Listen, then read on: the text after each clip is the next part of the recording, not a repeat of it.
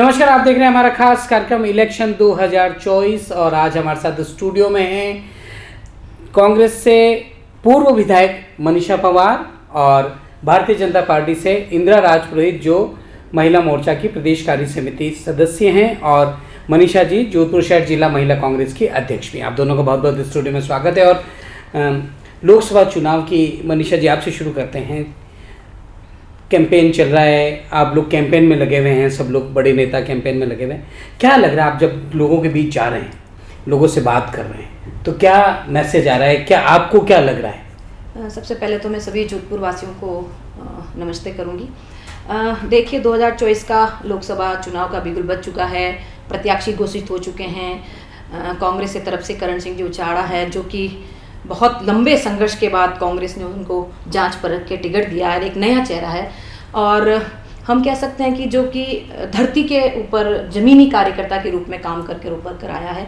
और जो 10 साल का सांसद है गजेंद्र सिंह जी शेखावत, उनका कोई ऐसा एक भी काम नज़र नहीं आ रहा है। लोगों में नेगेटिविटी है कि कहीं पर भी धरातल पर कोई काम नहीं किया, जबकि केंद्रीय जल शक्ति मंत्री रहे हैं। इन 10 सालों में जोधपुर के लिए एक भी कोई बड़ी योजना लेकर नहीं आए जिससे जोधपुर की जनता को कोई खुशहाली मिले, कोई ऐसी बात हो कि भाई ये जो बड़ी योजना है वो जोधपुर के उद्धार के लिए, जोधपुर के जनता के कल्याण के लिए सांसद महोदय लेकर आए हैं। लोगों में निराशा है, नेगेटिविटी है। और हम ये सोच रहे हैं कि जो ये नया चेहरा है, जो इन्होंने बड़े संघर्ष के बाद, धरती पर संघर्ष के बाद आए हैं, और लोग भी पॉजिटिव तरीके से जो 10 साल का माइनस रहा है सांसद महोदय के लिए, वो सामने आएगा। और लोग करण सिंह जी को चाह रहे हैं और दिल से उनको वोट और सपोर्ट कर रहे हैं। इंदिरा जी, मनीषा जी ने जो कहा आपने सुना, आप लोग भी कैंपेन कर रहे हैं, आप लोग वोट मांग रहे हैं विकास के नाम पर, मोदी के नाम पर, आपको क्या लग रहा है? नहीं, विकास के नाम पर हम वोट मांग रहे हैं और वास्तव में जो विकास हुआ है उसी आधार पर जनता हमें वोट देगी, हमें सपोर्ट करेगी। और जिस तरह से मोदी जी से लेकर अगर करें तो अपने पास डिबेट में इतना टाइम भी नहीं होगा कि मैं एक एक योजना बताऊं या उपलब्धियां गिनाऊं कि जो मोदी जी ने आज करा है।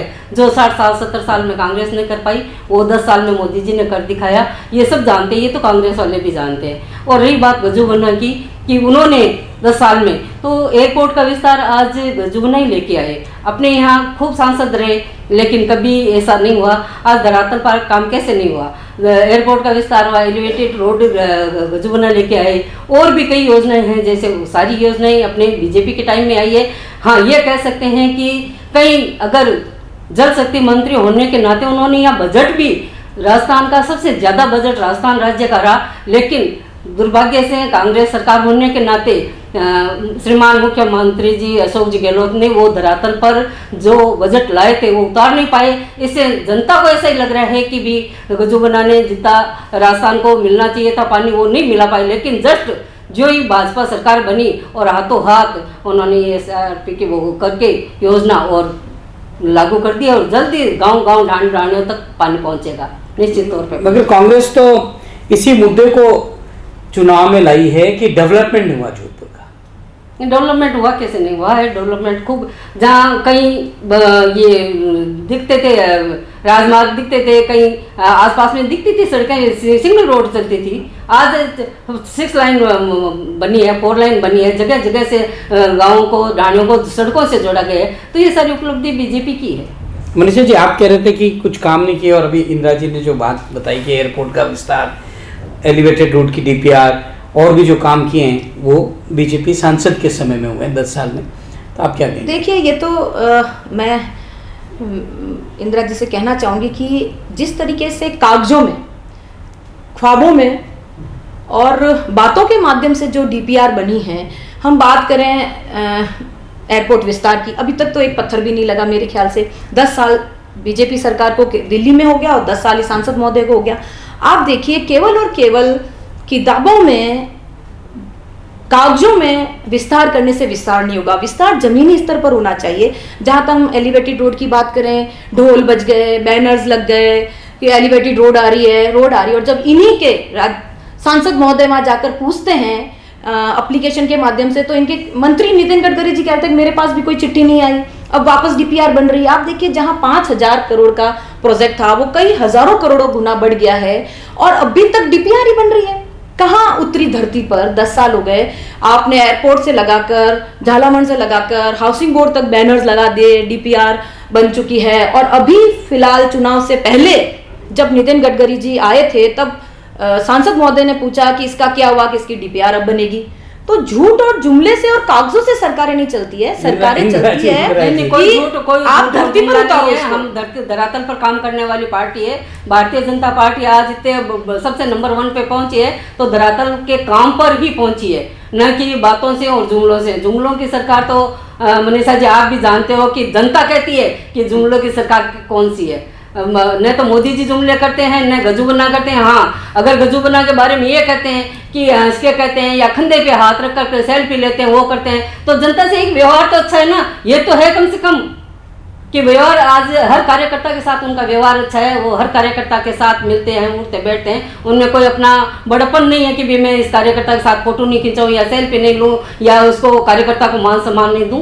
बराबर मान सम्मान देते हैं और इसी वजह से आज बीजेपी में कार्यकर्ताओं की बढ़ोतरी हो रही है और कांग्रेस छोड़ के और बीजेपी में लोग आ रहे हैं क्योंकि वहाँ मान सम्मान दिया जाता है। वैसे जी ये इंदिरा जी ने बात कही कांग्रेस छोड़कर लोग आ रहे हैं, बड़ा सवाल है। आप लोगों को चिंता तो होती है? देखिए ये चिंता का विषय है, लेकिन ये इन्हीं की कारस्तानी है क्योंकि ये ईडी का डर दिखा रहे हैं। ईडी सीबीआई दिखा दिखा के लोगों को डराने की कोशिश कर रहे हैं। छोटे कार्यकर्ता भी जा रहे हैं और ईडी सीबीआई का क्यों डर? देखिए छोटे कार्यकर्ताओं को भी जिस तरीके से कांग्रेस में मान सम्मान मिला, आज मैं कह सकती हूँ मुझे विधायक बनने का मौका दिया कांग्रेस सरकार ने, महिला कांग्रेस की अध्यक्ष के होने के नाते, और जबकि इंदिरा जी मेयर की दावेदार थी, इनको मेयर नहीं बनाया गया। ये तो जनता खुद स्वयं जानती है। और आज आपके दूसरी बार टिकट भी मुझे दिया, पार्टी की व्यवस्था होती है और ये पार्टी की व्यवस्था होती है। मान सम्मान पूरा है कार्यकर्ताओं को, लेकिन लोगों को, कार्यकर्ताओं को छोटे मोटे डर दिखाकर उनकी तरफ लाया जा रहा है। आज देखिए गजू बना अगर मान सम्मान देते तो हमारे खुद के स्वयं मुख्यमंत्री जी हर एक कार्यकर्ताओं को हंसकर बोलकर उनके घर जाकर उनसे मान सम्मान से बात करते हैं। तब आज तक उनका इतना बड़ा, चाहे वो प्रदेश अध्यक्ष रहे हो, चाहे 3 बार मुख्यमंत्री रहे, कांग्रेस के कार्यकर्ताओं को मान सम्मान मिलता तो वो अपना सौभाग्य है कि 3 बार हमारे मुख्यमंत्री रहे और उन्होंने शांत इंस्टीट्यूट खड़े कर दिए। हम शिक्षा की दृष्टि से देखें तो एम्स लाकर खड़ा कर दिया, कैंसर इंस्टीट्यूट बना दिया, डेंटल कॉलेज बना दी, एक मारवाड़ कॉलेज लेकर आ गए। कितने साल में कितने एम्स बढ़े, कितने साल का और साल में मोदी के टाइम में कितने एम्स बढ़े, और हम इतनी योजनाएं लेकर आ गए। और अगर साल में कितने एम्स खुल गए, और अगर हम गज्जू बना के टाइम में कितने एम्स थे, और गज्जू बना का अगर हम 5-10 साल का रिकॉर्ड देखें तो शहर सूरसागर और सरदारपुरा में 0। आप खुद उनकी बुकलेट उठा के देख लीजिए। ये तो आपके ग्रह हमने देखी है साहब, आपके हमने देखी है जो खुद का गृह जिला था और गृह जिला था, वो अपने खुद के गृह जिले में आए दिन यहाँ गड्ढे सड़कों से राजीव गांधी लेफ्ट कैनाल का तीसरा यूनिट है मुख्यमंत्री जी के बजट से ही आया, राज्य सरकार की बजट से आया। और मुख्यमंत्री जी दिल्ली में मांगते मांगते थक गए लेकिन उनको बजट नहीं दिया गया। उनका खुद का एरिया था केंद्रीय विद्यालय, जहाँ बार बार कहने वहाँ का पार्षद भी कांग्रेसी, फिर भी वो अपने सीएम से, ये बाबू सिंह जी अभी वहाँ धरने पे बैठे थे केंद्रीय विद्यालय के लिए, तब उनको चिट्ठी लानी पड़ी। बाबू सिंह जी आपके खुद एमएलए धरने पर बैठे कि आप घोषणा करके गए थे केंद्रीय विद्यालय की, और आपने सीएम साहब का था, गृह क्षेत्र सीएम साहब का था, हमने तो महात्मा गांधी इंग्लिश मीडियम स्थापना की, मेडिकल एक और यूनिवर्सिटी बनाने की, मारवाड़ यूनिवर्सिटी बनाई, कैंसर इंस्टीट्यूट बनाए, 5 साल में अगर रिकॉर्ड देखा जाए बहुत सारे बहाते हम कह सकते हैं। 5 साल में अगर शेखावत ने क्या किया तो आप 5 साल में मुख्यमंत्री सिर्फ सीट बचाने में, सिर्फ लड़ाई झगड़ों में ही बीते आपके 5 साल। अगर 5 साल की तरफ विकास की तरफ ध्यान दिया जाता तो आज राजस्थान में वापस बहुत अच्छी सरकार बनती है आपकी, शायद बनती। लेकिन आपकी सरकार सिर्फ और सिर्फ कुर्सी बचाने के चक्कर में रही और पायलट जी का और आपस में मुख्यमंत्री जी का झगड़ा रहा, आए दिन होटलों में रहे। जिस समय कोरोना चल रहा था हम बीजेपी के कार्यकर्ता लोगों के घर घर जाके उनको मास्क, दवाइयां वगैरह, सैनिटाइजर हर कार्यकर्ता दे रहा था। वहाँ आपकी सरकार पूरी होटल में विराजमान थी।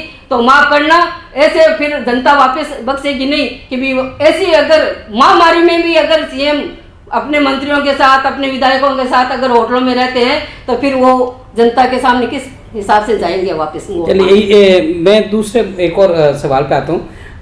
इंद्र जी आपसे शुरू करते हैं। आपको क्या लगता है इस लोकसभा चुनाव में क्या मुद्दे हैं, किन मुद्दों को लेकर ये चुनाव लड़ा जा रहा है?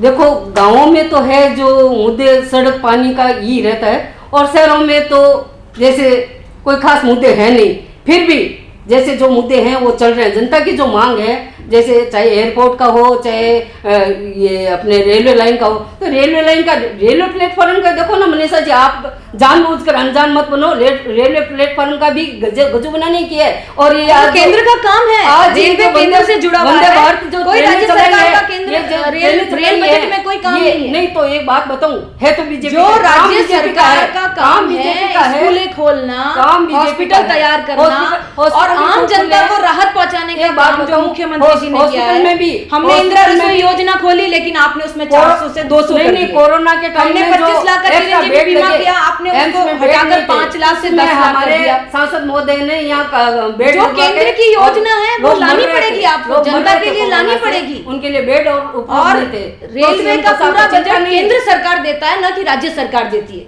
तो केंद्र सरकार से लाते तो मंत्री मोदी है ना। और जब यूपीए सरकार थी तब हमने राजस्थान के लिए, जोधपुर के लिए, जहाँ जोधपुर की चर्चा चल रही है, वहाँ के लिए गजू बनाने लाते हैं, वहाँ के लिए एक भी बजट, एक भी नल लगाया हो गजू बनाने, जब गांव गांव जाते हैं उनका विरोध हो रहा है। नहीं, कोई विरोध नहीं हो रहा है, और लोग भगा रहे हैं। पानी के जहाँ मीटिंग्स हो रही है लोग भगा रहे हैं। अगर कहीं नहीं पहुंचा है ना, एक जगह भी ऐसी नहीं है कि गजू बना की मीटिंग शांतिपूर्ण हो गई हो। श्रीमान जनता उनको स्वीकार नहीं कर रही है, अस्वीकार कर रही है और मीटिंग्स में भगाने का काम कर रही है। कल ही आपके राजपूत समाज को उतार दिया गया और इतना 10% बजट काम में नहीं लिया गया, करोड़ों का बजट निकाल दिया गया और उनकी हाई बजट आप स्वयं देखिए कि जो आपके साथ हुआ, अलग अलग समाजों के साथ हो रहा है और हर मीटिंग में गज्जू बन्ना को अस्वीकार किया जा रहा है और वहां से भगाने का काम किया जा रहा है। समाज में विरोध नहीं है और महिलाएं खुद उनके सामने मटकी फोड़ रही है कि आप 10 साल रहे, एक पाइप लाइन भी लाने का काम जवाब दे रहे हैं ना, जवाब दे रहे हैं किसके वजह से आज जहाँ पानी की कमी है तो किसकी वजह से है, वो गजबना जवाब दे रहे हैं कि भाई आपके सीएम साहब ने धरातल पर काम बजट उतारा नहीं, जानबूझकर बजट को रोके रखा ताकि इनकी बदनामी हो, बेइज्जती हो कि भी ये जल मंत्री होते हुए भी गांव प्यासे मर रहे हैं, ये इनकी वजह से। एक नारी शक्ति का मुद्दा भी चुनाव में उठ रहा है। मोदी जी अपने भाषणों में नारी शक्ति की भी बात कर रहे हैं, महिला सुरक्षा की भी बात कर रहे हैं। आपको क्या लग रहा है राजस्थान में इसका कितना इफेक्ट होगा? आने वाले टाइम में आपको खूब सारी महिलाएं, अभी तक तो आपको नगर निगम में दिखा, वो भी आदरणीय भैरव सिंह जी की देन है। पहले भी कांग्रेस थी, राजस्थान में कांग्रेस थी, केंद्र सरकार में कांग्रेस थी, कभी कोई नहीं लाए। वो भैरव सिंह जी की देन है कि 33% आरक्षण पंचायती राज में किया और नेक्स्ट टाइम में चाहे वो विधानसभा हो चाहे लोकसभा हो, ये मोदी जी बहुत बड़ी महिलाओं के बारे में सोचा और आज इतना 33% आरक्षण दिया है, उसका फायदा अपने को आगे वाले में दिखेगा टाइम में। मुझे आपको क्या लगता है महिलाओं का रुख किस तरफ रहने वाला है? देखिए महिलाओं की जहाँ तक हम बात करें, शायद पता नहीं है कि नेहरू जी ने सबसे पहले महिलाओं को आरक्षण का पंचायती राज लेकर आए थे और महिलाओं को आरक्षण करने की बात कही थी। तो जहाँ तक हम बात करें मणिपुर में क्या हुआ, महिलाओं के साथ किस तरीके से अत्याचार हुआ, एक बार भी प्रधानमंत्री जी और गृह मंत्री जी को यह एहसास नहीं हुआ कि मैं भारत का जो प्रधानमंत्री हूँ, मैं अपने आप को सेवक कहते हैं, तो महिलाओं से जाकर नहीं मिले। उनको इतना भी समय नहीं आया, बाहर घूम रहे हैं, विदेशों में जा रहे हैं, लोगों से मिल रहे हैं कि महिलाओं की बात ही पूछ लूं, कुछ उनका दुख दर्द बांट लूं, ये कभी नहीं हुआ। आप देखिए राजस्थान के क्या हाल है, कहीं उदयपुर में कहीं हत्या हो रही है, महिलाओं के साथ छेड़छाड़ हो रही है। देखो और ये आए दिन कांग्रेस में हुआ, हम लोग हमने पॉक्सो एक्ट बनाया, हमने धरने दिए, हमारा जी पॉक्सो एक्ट बनाया ताकि हर एफआईआर दर्ज हो, हर एफआईआर दर्ज हो, इसीलिए आपको ज्यादा दिख रहा था। कन्हैयालाल की बेचारे की क्या गलती थी? कन्हैयालाल की कोई गलती नहीं थी और आपका ही कार्यकर्ता, कटारिया साहब का कार्यकर्ता वो ही कन्हैयालाल का हत्यारा, और हमने तो उसी समय 2 घंटे में हत्यारा को पकड़ा, 50-50 लाख रुपए दिए और सरकारी नौकरियां भी दी। आप शायद भूल गए हैं, आप अखबार में पढ़िए, 50-50 लाख रुपए उनको दिए। अगर अपन महिलाओं की इज्जत के बारे में हम तो महिलाओं की इज्जत करते हैं, इसलिए आज मैं विधायक हूँ। नहीं थाने में सामने एक उदाहरण है, हॉस्पिटल में महिला सुरक्षा नहीं दी, स्कूल में महिला सुरक्षा दी, सब जगह सुरक्षित है। हमने तो थाने में महिलाओं के लिए जाएगी कहाँ? महिलाओं के लिए स्वागत कक्ष बनाया अलग से। हर मुख्यमंत्री जी ने ये तय किया कि महिलाओं के लिए स्वागत कक्ष बनेगा, वो सड़क पर खड़ी नहीं रहेगी। हर एक एमएलए को ये आदेश दिया कि हर थाने में एक स्वागत कक्ष होना चाहिए जिसमें महिलाएं बैठकर अपनी बात कह सके, वो वहां बैठकर अपनी बात कह सके, इसलिए हर थाने में स्वागत कक्ष बनाया गया हमने। वो सड़क पर नहीं खड़ी रहेगी। ये सारी योजनाएं थाने में क्या हुआ महिला के सामने मैं आपको बताती हूँ इंदिरा जी, मेरे विधायक फंड से मैंने हर थाने में स्वागत कक्ष बनाया, पूरे तीनों विधानसभाओं में। हर हॉस्पिटल में जाती है वो दिखाने, उसके साथ सुरक्षित रहती है, सुरक्षित है, थाने में जाते हैं वहाँ उसके साथ सुरक्षित द्वारा रेप होता है। और कहाँ सुरक्षित? ये केवल आप बातों से सरकार नहीं चलती, अखबारों में है, न्यूज में है। उदयपुर की घटना आप याद कीजिए, महिलाओं के साथ किस तरीके से बांधकर गैंग रेप किया गया महिला को। इससे ज्यादा और दुर्भाग्य की क्या बात होगी? कल परसों अखबार में आया था कि एक नाबालिग महिला के साथ बलात्कार किया गया, उसकी आप पुष्टि कीजिए, क्या बात हुई? वो अभी भी अखबारों में ही आ रहा है। हमने तो पोस्को एक्ट बनाया ताकि एफआईआर दर्ज हो सके, महिला अपनी एफआईआर दर्ज कर सके और उस पे कार्रवाई जल्दी हो। आदरणीय भजनलाल जी सीएम बनते, कितनी बार आपके सीएम साहब गए थानों में, अचानक उन्होंने आधी रात को जाके और निरीक्षण किया, तो ये एक कार्यवाही नवाचार कर रहे हैं। भजनलाल जी केवल यही करते हैं कि थानों में जाए, निरीक्षण करें, निरीक्षण करने से तो सरकार का कोई काम नहीं कर रहे हैं। हमारी जो योजनाएं हैं उनका नाम बदलने का काम और उसको घटाने का काम कर रहे हैं। जो हमारा 25 लाख का चिरंजीवी जाएंगे तो 5 लाख 10 लाख कर दिया, जो हमारा जनता क्लिनिक था उसको आयुष्मान कर दिया, जो हमारा योजना थी 400 हमारी 400 लोग आदरणीय वसुंधरा जी की लाई हुई योजना पहले भी जो अन्नपूर्णा योजना थी उसका आपने इंदिरा गांधी योजना दे दिया। जो हमने ये आप गलत कह रहे हैं। आयुष्मान भारत का क्या, उसको आपने चिरंजीवी योजना, आयुष्मान पूरे केंद्र सरकार का था और ये जनता क्लिनिक केवल राज्य सरकार की थी। नहीं, ये केवल राज्य सरकार की थी। और सिर्फ आपने 1000-2000 बढ़ा के उस योजना का नाम चेंज कर दिया। केंद्र से पैसा तो केंद्र से केंद्र सरकार की योजना थी और राज्य सरकार की योजना आपको जानकारी नहीं है। जनता क्लिनिक केवल और केवल राज्य सरकार जो सरकार आई उसने नाम बदलने का काम किया। वो एक कहते हैं कि एक सरकारी प्रक्रिया मान लें इसको। एक मिशन 25 की बात हो रही थी, आपको क्या लग रहा है राजस्थान में बीजेपी मिशन 25 तीसरी बार पूरा कर पाएगी? जी पूरा कई सीटें फंसी बिल्कुल अभी हालात बन रहे हैं, बहुत अच्छे हैं। उल्टा कांग्रेस के जो टिकट है वो टिकट ही वो छोड़ के जा रहे हैं, हमें नहीं चाहिए टिकट, हमें जीतना नहीं है, हराना इसलिए ये हमारे से। वो तो टिकट के दावेदार टिकट ही नहीं मांग रहे हैं, उन्हें दावेदार ही नहीं मिल रहे हैं। राजस्थान में ये हालत है, राजस्थान में ये हालत है 2-3 जगह जहाँ आदरणीय इनके प्रदेश अध्यक्ष है गोविंद जी डोडार साहब, वो अपने गृह क्षेत्र से शिखर से खड़ा नहीं होना चाहते, बोले मेरे को नहीं खड़ा होना। ऐसे कई सांसद टिकट लौटा चुके हैं और उनकी जगह उनको दूसरों को खड़ा कर चुके हैं। अब जब बात आती है, एक बात बताऊं मनीषा जी, आदरणीय ये करणी सिंह जी उचारडा जी है तो वही प्रताप सिंह जी खाचरेवास, लेकिन ज्यादा नाम उनका आ जाता है। तो मैं बताऊं करणी सिंह जी जो ये कहते हैं ना कि ये मैं यहाँ का बेटा हूँ और ये यहाँ का नहीं है, तो एक बात बताऊं, आदरणीय वैभव जी का वहाँ नाना है क्या? जालोर से कैसे खड़े किए? उनको भी तो यहाँ अपने गृह क्षेत्र से खड़ा होना चाहिए था ना।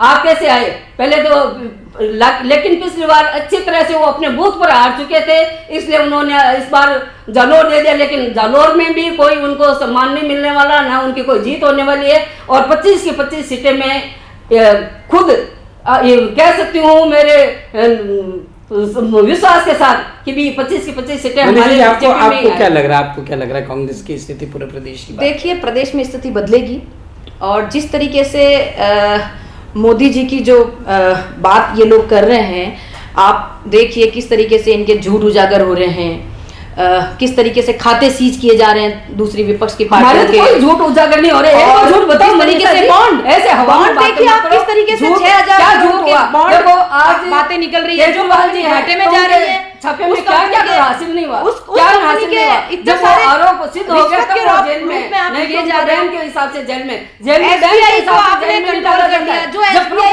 30 जून तक हो जाता है, कभी जेल के अंदर हाईकोर्ट का डंडा पड़ा तो उसने 2 दिन में सारे चिट्ठी सारे उजागर कर दिए गए। आप देखिए नहीं इस बार विपक्ष बहुत मजबूत है, कोई विपक्ष और जो राहुल गांधी जी की जो न्याय यात्रा है, भारत जोड़ो यात्रा का फर्क पड़ेगा। रोको क्यों? और ये शेखावटी है और जालोर हमारा मारवाड़ का है, हर टाइम ये डर रहता है उनको। मुख्यमंत्री के लिए राजस्थान जब आप एक घर है, परिवार है, आपके मन में डर कैसा? डर नहीं रहना चाहिए, घर और परिवार है। जालोर भी मारवाड़ का जैसे हिस्सा है, मारवाड़ से आते हैं, हमारी तो भाषा ही अलग है, हमारा खानपान अलग रहता है, क्योंकि भ्रष्टाचार खूब हुआ है। इस बार उन्होंने ठान ली है कि तीसरी बार जो गजेंद्र सिंह जी शेखावत है उनको वोट हम नहीं देंगे, क्योंकि 10 साल उन्होंने केवल सेल्फी खिंचाने का काम किया, लोगों को लुभाने का काम किया और झूठ पर एक भी चीज धरातल पर नहीं आई। लोगों ने ठान जो योजना आई सब धरातल पर लाई और हम एक कार्यकर्ता उनको धरातल लाने में सहयोग कर रहे हैं। पूरी टीम लगी हुई है, बीजेपी का कोई एक सांसद ही नहीं, हर कार्यकर्ता धरातल पर योजनाओं का फायदा दिला रहा है। और आज जो आयुष्मान भारत को टाइम में हमने खूब इलाज करवाए।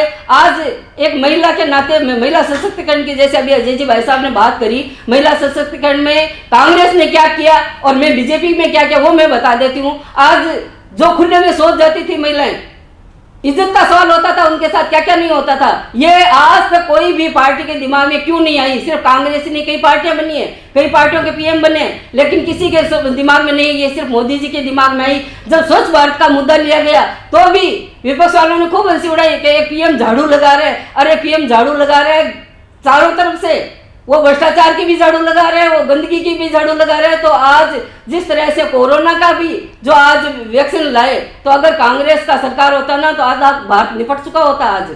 लेकिन जो ये बिल्कुल ही गलत कह रहे हैं। बिल्कुल सही बात है। मुख्यमंत्री जी, राजस्थान सरकार ने बार बार लिखा, वो तो पैसा ले रहे थे, हम लोगों का फंड खत्म कर दिया था। मुख्यमंत्री जी ने चिट्ठी लिखी, मुख्यमंत्री मुख्यमंत्री जी क्या का टाइम था वो सिर्फ बीजेपी, प्रधानमंत्री जी ने तो केवल थाली और ताली बजाने का काम किया। ताली बजाने से कोरोना आपकी पार्टी थाली और ताली बजाने से कोरोना नहीं गया, कोरोना गया व्यवस्थाओं से। और आपके प्रधानमंत्री जी ने तो खुद राजस्थान के मुख्यमंत्री जी की बड़ाई करी, उनको धन्यवाद दिया कि आज हमारी सरकार है वो बहुत बढ़िया काम कर रही है। पूरे विश्व में थाली जिस तरीके से राजस्थान में भीलवाड़ा पूरे हिंदुस्तान में मॉडल बना कि नहीं थाली और बजाने से कोरोना नहीं गया, कोरोना वैक्सीन करने से वैक्सीन लाए इसलिए गए। और हमने एक भी ऑक्सीजन राजस्थान में नहीं दिया, प्रधानमंत्री जी ने मांगते मांगते थक गए। यही मुख्यमंत्री जी ने अभियान भेजी, हमारे चिकित्सा मंत्री वहां गए और ऑक्सीजन लेकर आए। लोगों को मरने का काम हमने ये मुख्यमंत्री जी ने चिट्ठी लिखी कि आप फ्री वैक्सीन कीजिए, दुनिया में कभी ऐसा नहीं जाना चाहिए, वैक्सीन का पैसा प्रधानमंत्री जी ने। चलिए मेरे को आप लोग स्टूडियो में आप लोगों ने चर्चा की और बात करी। बहरहाल जो भी आप दोनों के तर्क हैं वो जनता सब देख रही है और जनता समझे, जो भी जनता का फैसला को वो हम सभी को स्वीकार होगा। और आप दोनों का बहुत बहुत धन्यवाद, आप लोग स्टूडियो में आए और हमारे इस कार्यक्रम में शिरकत की। धन्यवाद। आज के इस कार्यक्रम फिलहाल इतना ही, हमें दीजिए इजाजत, नमस्कार।